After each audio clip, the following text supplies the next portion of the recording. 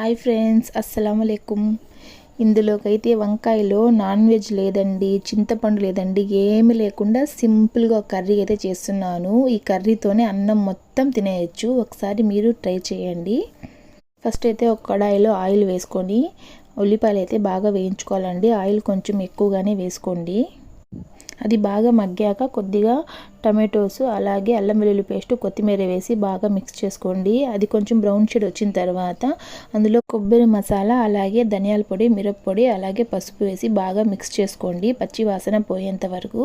పచ్చి వాసన పోయిన తర్వాత కొద్దిగా ఉప్పు వేసి అలాగే కట్ చేసి పెట్టుకున్న వంకాయలన్నీ ఇందులోకి అయితే వేసుకోండి. ఈ కర్రీకి అయితే గ్రీన్ వంకాయలు వేసుకుంటేనే టేస్ట్ ఉంటుందండి. బ్లూ వంకాయలు అయితే అస్సలు బాగోదు. మళ్ళీ చెప్తున్నాను. కొంచెం వాటర్ అయితే వేసుకొని అయితే కర్రీ అయితే వదిలేయాలి. వంకాయ కాబట్టి తొందరగా మగ్గుతుందండి. ఒక 10 మినిట్స్ అయితే కర్రీ అయితే చాలా బాగా వచ్చింది.